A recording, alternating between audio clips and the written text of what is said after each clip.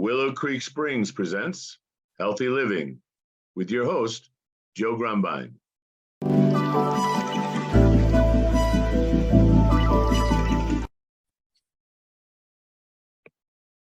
Okay, so I would like to welcome everybody to the Healthy Living podcast, and this is a podcast sponsored by Willow Creek Springs, and I'm Joe Grumbine, your host. I am the president of Willow Creek Springs and the formulator. Been working with trying to live a healthy life for the last several years at least.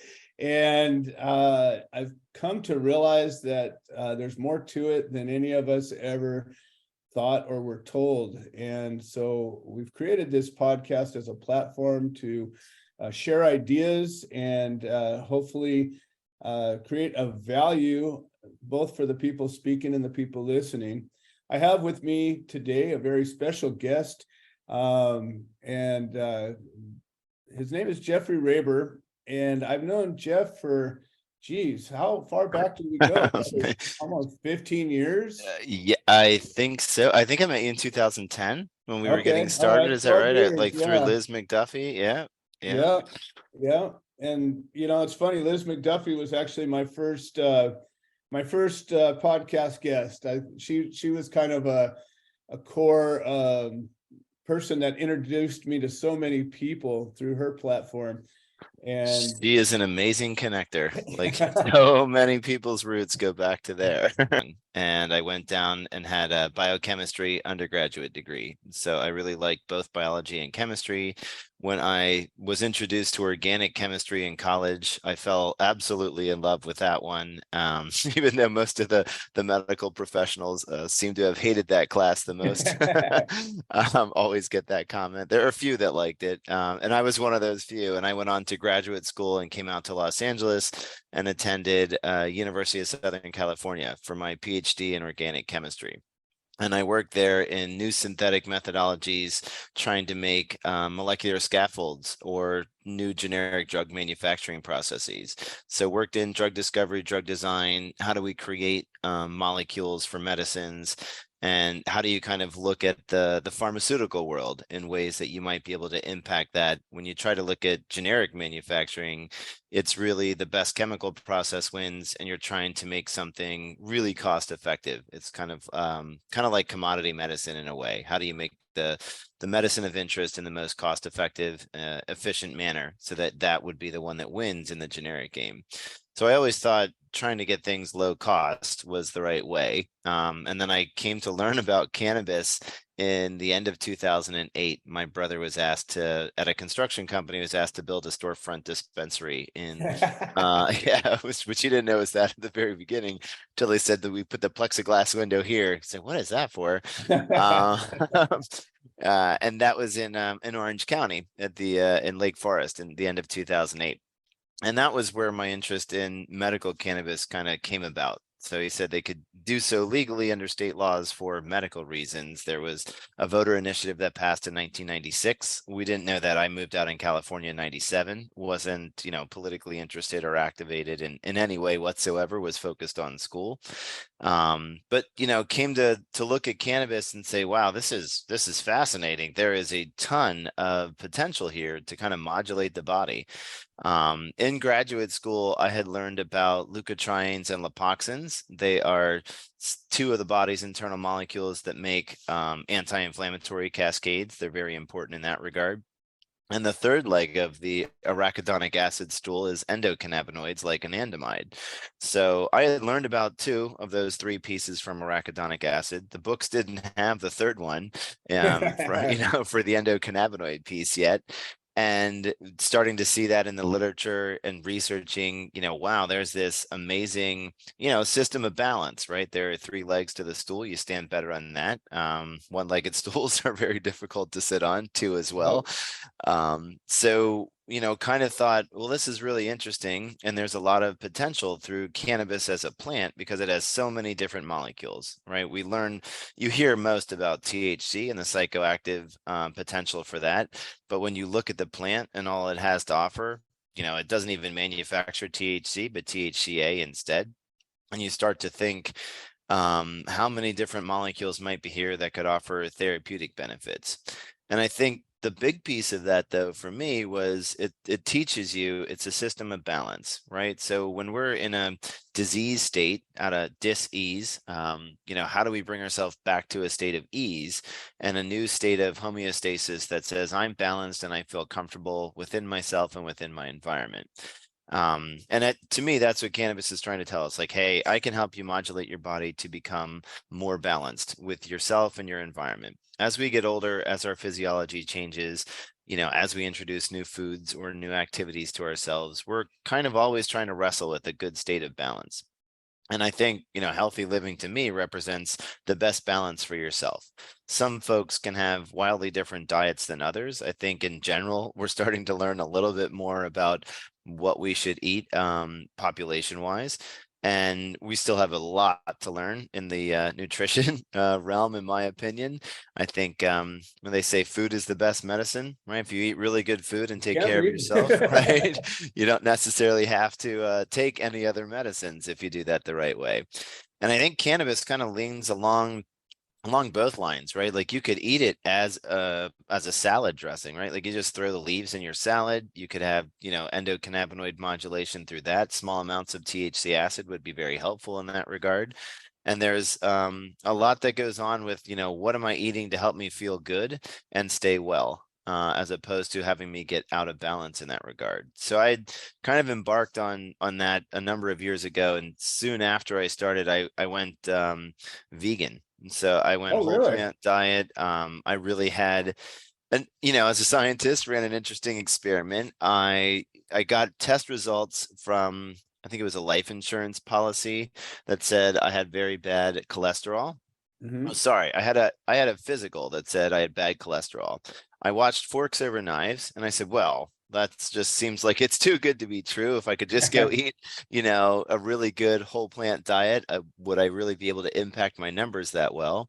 So I tried and I said, look, I'll just go commit to doing this for the next 6 weeks because I have a life insurance policy that will give me another data point. I can get my blood work done there and we'll kind of, run the experiment that way. And my cholesterol dropped 100 points in that short period of time. So I was like, okay, I'm convinced. And not only that, but I felt better. I had more energy. I was sleeping better. I basically looked at it like my body had a better way of not having to process all the stuff that it didn't want to deal with. And I just was better off myself. Now, I don't think that may be best for everyone. Everyone should probably find the right thing for them. And I think it is, again, a system of balance, modulation, moderation. You can have some things here or there. It's just really what's best for you and your particular, machinery, which is dictated predominantly by a lot of your genetics, but then also further modulated by your environment and your habits. So I think that's a huge point. There's so much marketing and so many points of view. I have a friend who was 300 or 150 pounds overweight, and he went on a carnivore diet and he's lost 90 pounds doing it. And and you got to say to yourself, okay, he looks healthier than I've ever seen him, and he's doing entirely the opposite. And I think the point is really that you've mentioned it a couple of times, that we're all unique and we're all a different piece of equipment and we all have different needs. And I think that's maybe what's missing a lot in modern medicine is that evaluating of your uniqueness. I think there's a lot of cookie cutter diagnoses that go on. Yeah, I think there is a lot of that, right? And I think it kind of helps with cannabis thinking. How individualized is individualized medicine? Is it really like one composition of things for one person? Or can I say, hey, these basic compositions are good for 50% or 80% of the people? If you look at how did we get here? And I always try and think what might have been the right way for stuff 1,000 years ago, 10,000 years ago, right? Like we've evolved probably a little bit in that time, not a great deal. Right. So what were we eating back then? How did we go about that? We've extended our lifelines significantly through modern medicine. That's good. We've gotten the Human Genome Project said, here's all the DNA sequences, but what we've learned from that was, here's all the letters. We didn't really learn, when they're turned on or turned off. We didn't really learn, which ones are good for whom. I think we're still, on the cutting edge of that, right? We don't sequence every single person's genome just yet, but that's coming. We're starting to learn, hey, there's a lot of, variations, and maybe some of these are important for certain diseases. We're getting some of those pieces for sure. We can see things like certain cancers that way. But we still have a lot to learn. I think it's always important to remember we don't know everything. And the easy way to think of that is we still think there's 95% of the universe we don't know about, right? It's all dark matter. Well, Exactly. that's just stuff we don't understand yet. So I always tell people that, if you actually knew what you were made of, and if we actually knew what that really was, it would change everything. We're mostly made of nothing. right. And Yeah. how is it that we can't walk through everything? I mean, it's wild. I love talking with people that are on this plane, because it's so important that as we're having a discussion about something that's basic and affects us all, to actually look at it from a point of view that says, well, people say science as though it's this determined thing that has a beginning and an end, and I'm like, no, it's you're riding on a missile going it's just about the speed of light, and hopefully you keep going until you find the thing you're looking for. Right. And I think as a scientist, you have to always have an open mind. You think you know what you know, but you always have to be ready to realize there's new data that said I was wrong, or there's something else that I didn't know that I now know now, and I have to go back and rework my thinking and say I can go better from here. So it's kind of like a constant evolution of learning, improving, relearning, improving again, and trying to put all the pieces together. But it's a huge and very complex picture. And when you start to talk about, physiological equilibria, like we're saying, what balances me? So am I breathing molecules on the freeway that are impacting me? Probably so. What Probably. foods am I putting in there? That's a big one, right? What am I doing to process them? Am I exercising or not? Do I have external stressors, or am I finding relief? Am I taking a walk through the pine forest and getting, a pine bath with the lovely terpenes that'll make me feel better? Walking by the ocean, or am I, in a high-rise complex and I'm sitting here listening to the buzz of electricity all day, every day, because I was locked down for a while? Those environmental pieces, I don't think we give them a ton of credence all the time, but they are external influences on us, from the lights and the computer screens and everything else that you have. Those are going to start to try and modulate your homeostasis. So what do you do to kind of balance those? As you get older, right? You start in one environment when you're younger. You may move in different places. You go off to college or school. You get a job in a different location. All of a sudden, your external environment is very different and will force you to kind of modulate yourself in different ways. So do you need to pick up different exercise habits? Do you start to need to eat different foods? Little kids, and certainly myself when I was younger, could process foods differently than I know I do now. Certainly very sensitive to dairy, and that was probably built up a little bit of what would be almost like a dairy allergy. So I come from Pennsylvania. Hershey, Pennsylvania, in fact, was right next door to my hometown, and the land of Hershey's chocolate, and they set it up there because of the dairy that was there. So I had awesome ice cream. I had it every single day, right? Ate a lot of, pizza and cheese is everywhere. So all of those things eventually, I think, were really impacting me myself.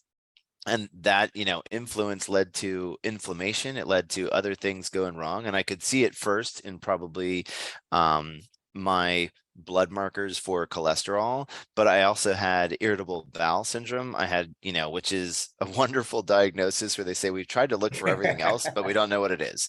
It's probably better termed inflammation, and what the root cause of that could be a number of different things. For me, I think a big piece of that was dairy. So if for some reason I didn't notice or didn't pay attention and there was some dairy, or if I went out and some of it got into something I ate, I can immediately tell. So I have a pretty good indicator now that, okay, I'm sensitive to that. And I've talked to a number of other folks that said eventually they got to a similar place. too much of anything, your body's going to respond differently. It's going to try and either just, get rid of it right away or process it in different fashions. And I think you have to always be paying attention to yourself and what your body's telling you. Like sometimes I think men are probably worse at this than many others. Oh, it hurts a little bit. I'll ignore it. I won't go Yeah, I'll see just the power doctor. through it. I'll be okay. I'll just push through it. It's fine. It's just a little pain. It's okay. But that can be really, really bad for you. So listening to yourself and thinking, where am I at in my environment? How might this have been different than where I had been, even a year ago or a couple of months ago? And what might I need to do to change that? I think we know exercise is good, but what is our lifestyle like mostly today? I mean, if you're in Los Angeles, you're in the car a lot of the time. That's not Right. healthy for you. That's You sedentary. sit so much. Yep. Yeah. I've heard a number of doctors tell me sitting's the new smoking, Right. right? Where it's really, really bad for you and your cardiovascular system. It's just bad for your health. Right. So how can we get up and get around some more? I felt super lucky during the pandemic that we lived in Southern California and we could go out and walk every day. Yeah, Right. the weather was great. We weren't, stuck inside in a snowstorm. But I think, we have devices, we have things that we want to do while we're sitting all the time. It's really a conscious effort to say, I've got to get up and move around. I've got to get up and exercise. I got to, do more for my body to make sure everything's working in a good fashion and I'm staying healthy in that way. So, you bring up a lot of points that I think are really important. I have people, that come to me all the time. I lost 50 pounds about almost 3.5 years ago. And it was a life changer for me. My dad passed away at 70 years old, and I was heading down the same road he was. And I was like, that's not going to happen to me. So I made some serious life changes. But you made a point that I think is really important, is you got to listen to your body.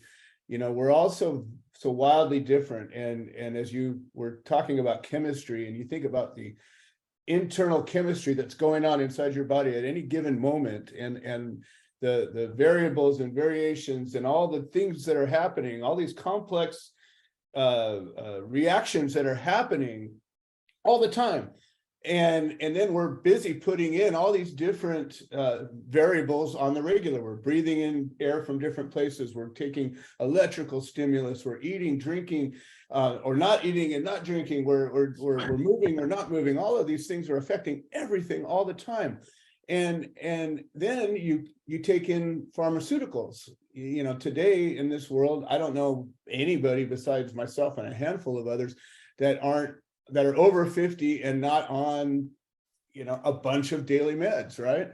And What is that? More chemicals, more chemistry going on. Might be really important and good for you, might have negative consequences. But the point is, how do you listen to your body until you can tune out certain things? Like when you decided to go vegan, you made this one change.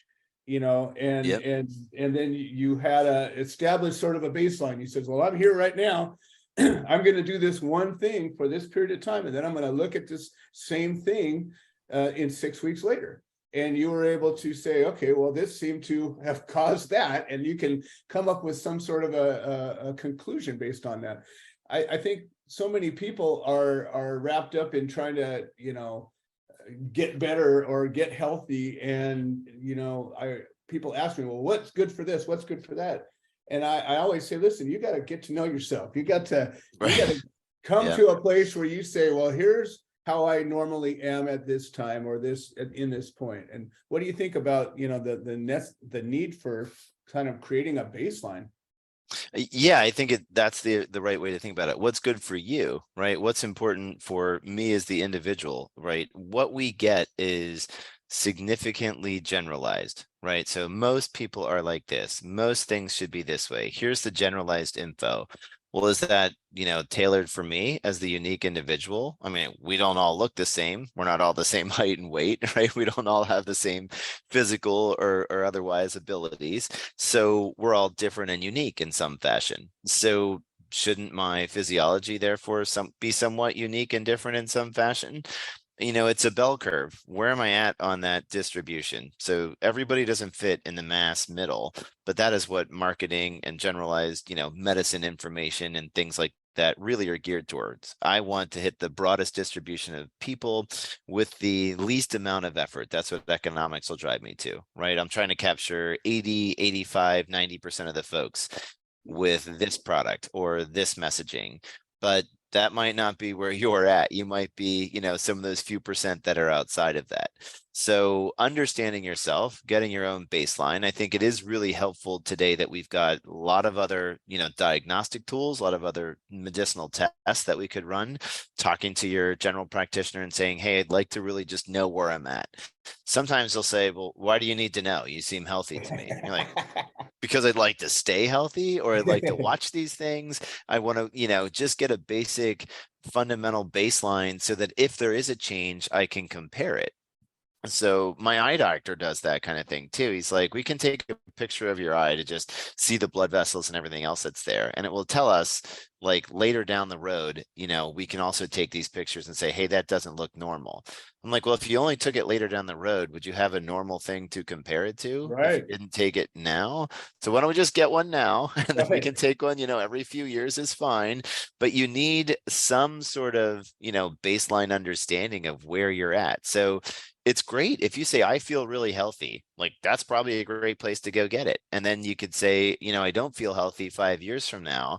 I have, let's go get the markers again, get all the tests that I can, and say which ones were different and in which significant ways. That information could really help you understand what you need to change and how you need to modulate your activities or inputs so that you can get back to that feeling healthy standpoint. We can't infinitely be, healthy. I think we'd like to all stretch that as long as possible, but there is a finite endpoint at some point for us. It seems that keeps getting longer, which is good. And that's a testament to understanding what keeps us running well, what inputs and foods we should take. And modern medicine has certainly helped a ton of folks, blood pressure medication, other types of things, for diabetes, things like that. But you have to ask, how did we get there? Like, was that normally happening and we just never tested it before? Or was there dietary reasons that drove people into larger amounts of hypertension? It's probably more of a combination of diet plus lack of exercise plus other external stressors and time kind of led towards these, new steady state conditions where someone's got hypertension or other types of, lipidemia problems. So how do I kind of evolve and balance myself with my inputs and my lifestyle, hopefully trying to avoid the need for anything that's not, a natural based food or something of that type. It's complicated, right? It's not very simple, and we're still learning a lot about all of it, I would say. With regards to food, in my journey of getting healthy and trying to stay that way, I studied a lot of different, read a lot of different authors on the subject. And, the problem with anything is you get people with wildly different opinions, and you have studies that show, and you're like, okay, I would certainly like to get your opinion about studies that show, because you can get studies that show anything.